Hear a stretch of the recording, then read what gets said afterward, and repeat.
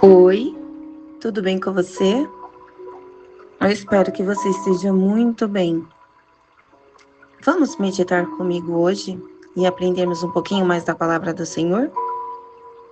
Eu espero que você tenha conseguido ouvir o áudio anterior, onde nós falamos sobre sermos sal da terra. Nós trabalhamos sobre o sal dá sabor, que o sal preserva, onde o sal causa sede e o sal pode perder o sabor. Isso deve ser uma reflexão diária na nossa vida, onde a gente tem que lembrar que o sal, ele não foi feito para enfeitar a mesa. Ele foi feito para transformar aquilo que toca. E assim é com você também. Jesus não nos chamou para sermos mulheres parecidas com o mundo. Ele nos chamou para influenciar o mundo. E hoje, vamos falar de mulheres que viveram exatamente isso. Mulheres que foram sal em sua geração. Se nós somos chamadas para influenciar, precisamos olhar para mulheres que realmente influenciaram a história. Mulheres que viveram para Deus. Nós vamos falar de 4 mulheres, onde 3 nós vamos localizá-las na Bíblia e uma vai ser na história. Mas antes, eu gostaria de te perguntar: o que torna uma mulher inspiradora? O que faz uma mulher ser lembrada? Não é a beleza, não é o status ou a posição social, e não é o reconhecimento.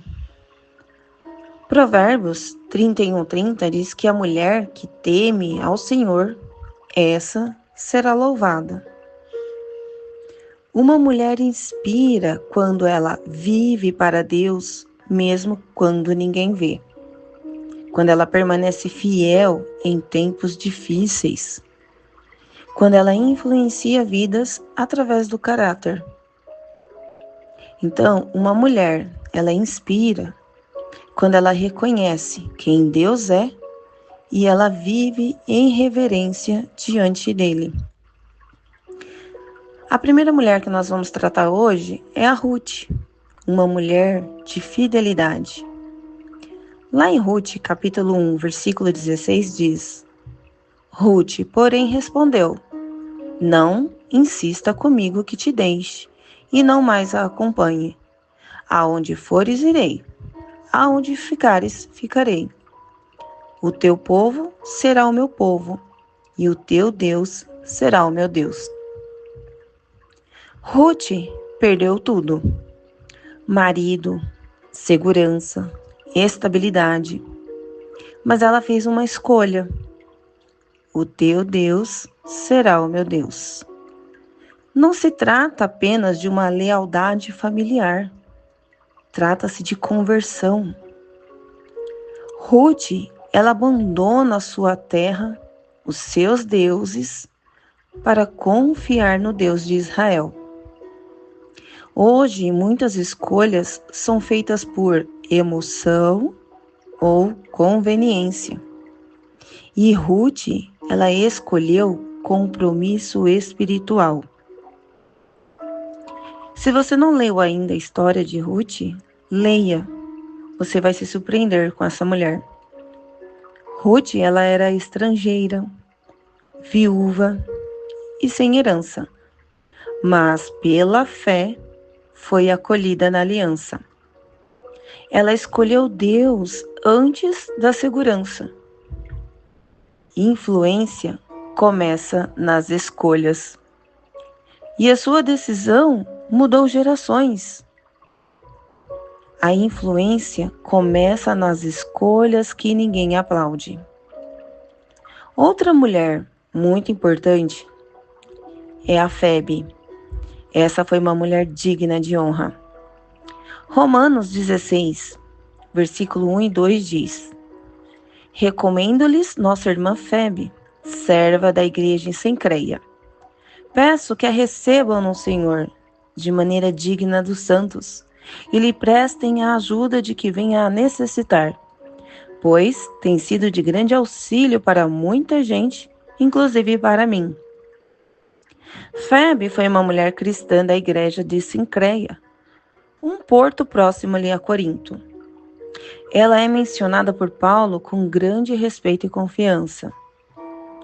O nome Febe significa brilhante ou radiante, e sua vida parece ter refletido isso espiritualmente.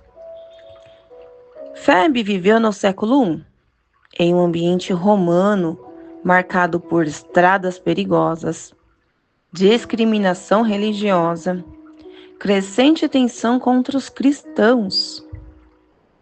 Então, viajar era arriscado, ainda mais por ser uma mulher. Mesmo assim, ela se destacou como alguém de coragem, fé e influência. Ela não tinha palco, microfone ou fama, mas era o tipo de discípula que sustentava a obra por meio de serviço, generosidade e maturidade espiritual. Uma mulher improvável para uma missão praticamente impossível. Paulo diz que ela está servindo a igreja. A palavra usada no original grego é diáconos, que significa serva, ministra, alguém que exerce um serviço oficial. Isso mostra que Febe não era apenas uma frequentadora. Ela tinha participação ativa e reconhecida na obra de Deus. Deus levanta mulheres comprometidas, responsáveis e fiéis no serviço do reino. Paulo pede que os cristãos de Roma a recebam no Senhor como convém aos santos e a ajudem em tudo o que ela precisasse. Isso porque Febe já havia sido para muitos, inclusive para Paulo, uma protetora, uma apoiadora, uma servidora fiel. Alguns estudiosos acreditam que Febe foi a portadora da própria carta aos Romanos. E isso demonstra o nível de confiança que Paulo tinha nela. Imagine a responsabilidade de levar uma das cartas mais profundas do Novo Testamento. Deus confia responsabilidades espirituais àqueles que são fiéis. A descrição de Paulo mostra que Febe era uma mulher generosa, madura espiritualmente e comprometida com o ministério. Ela servia a igreja não como quem cumpre uma função, mas como quem abraça um chamado. Paulo afirma que ela foi protetora de muitos. A palavra usada pode significar ajudadora, patrocinadora, alguém que sustenta e ampara. Há mulheres hoje que sustentam a obra de Deus com recursos, com oração, hospitalidade e encorajamento. E isso é precioso aos olhos do Senhor. Febe é um exemplo de mulher ativa, corajosa, comprometida e influente na igreja primitiva. Febe não aparece pregando sermões, não aparece fazendo milagres, mas aparece sendo fiel. E às vezes, o maior ministério é servir com constância. Uma outra mulher que foi influência e inspiradora foi Ana. Ana foi uma mulher de oração. Em 1 Samuel, capítulo 1, versículo 10, diz: E com a alma amargurada chorou muito e orou ao Senhor. No versículo 13 vai falar que Ana orava silenciosamente. E no versículo 15 fala que ela foi uma mulher angustiada e estava derramando a alma diante do Senhor. Ana foi humilhada, provocada, ferida, mas ela não discutiu sua dor. ela levou a sua dor para Deus. Ela transformou lágrimas em oração. Antes de ser mãe de Samuel, ela foi uma mulher de altar. Não é discurso que sustenta uma casa. As famílias mudam quando as mulheres voltam a orar de verdade. A oração não é a última opção de uma mulher cristã. É o primeiro recurso. Ana transformou lágrimas em oração. Persistiu diante da humilhação. E entregou a Deus aquilo que mais amava. E na nossa história, eu gostaria de trazer uma mulher que foi muito forte. Susana Wesley. Você conhece essa mulher? Susana, ela era caçula de 25 irmãos. Aos 12 anos, Susana deixou de frequentar a igreja do pai e se converteu à igreja da Inglaterra. Ela se casou com Samuel Wesley e eles tiveram 19 filhos. 9 dos seus filhos morreram ainda quando eram bebês. O marido de Susana não gerenciava bem o dinheiro e suas dívidas, e muitas vezes isso os colocava em apuros. E além disso, seu marido a abandonou muitas vezes por longos períodos. Em uma ocasião, seu marido foi preso, devido até a sua situação financeira precária. Houve um momento que a casa dela pegou fogo, 2 vezes. E num desses incêndios, o seu filho John quase morreu. Ela foi a principal responsável pela educação de seus filhos. Susana, depois do segundo incêndio no seu lar, foi obrigada a colocar seus filhos em lares adotivos, em casas diferentes, por longos períodos. Ela morreu aos 73 anos, e quando morreu, apenas 8 dos seus filhos estavam vivos. Susana passou por muitas dificuldades ao longo da vida. Antes de morrer, quando cuidava dos seus filhos, ela criou uma regra para disciplinar os seus filhos. A Susana disse nas regras dela: ao todo são 16. Eu vou apenas citar algumas aqui, mas se você quiser saber mais sobre essa corajosa mulher, eu super te aconselho. Ela dizia que crianças deveriam estar na cama até às 20 horas. Ela disse também que ensine a criança a orar assim que puder falar. Ela colocou nas regras dela que era exigido que todos ficassem em silêncio durante o culto doméstico. Ela disse também: nunca permita que um ato pecaminoso passe impune. Elogie e recompense o bom comportamento. Qualquer tentativa de agradar, mesmo que mal executada, deve ser elogiada. E ela ainda finalizou: ensine as crianças a temerem a vara.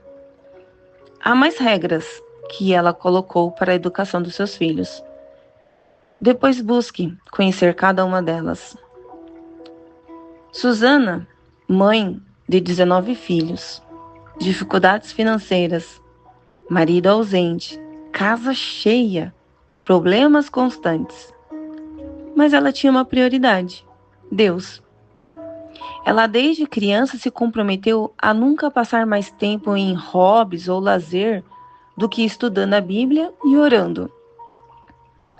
O pai dela, Samuel Wesley, era um homem piedoso e defendia muito a palavra de Deus.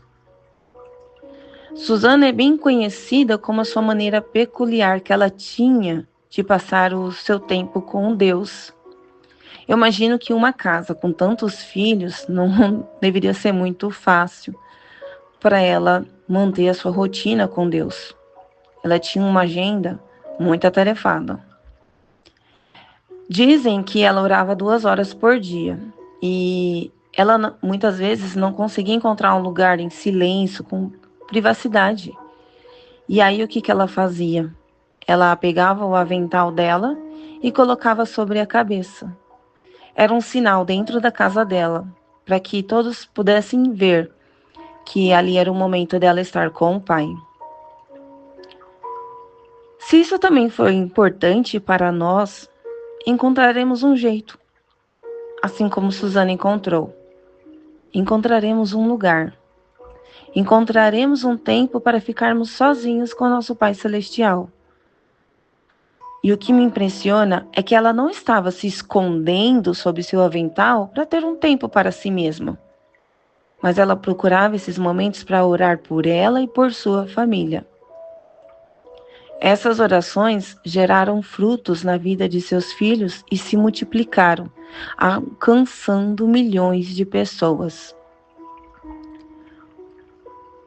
Meus filhos talvez não me vejam escondida debaixo de um avental, mas espero que eles possam dizer: minha mãe é uma mulher de oração. Tenha tempo com o Senhor a qualquer custo, irmã.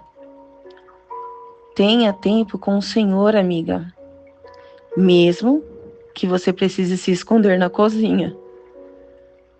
O que eu peço a Deus hoje é que eu possa continuar servindo a Jesus com sinceridade e dedicação, plantando nos corações dos meus filhos a semente do serviço. Suzana entendeu algo poderoso. Antes de ser mãe, antes de ser esposa, ela era uma mulher de Deus.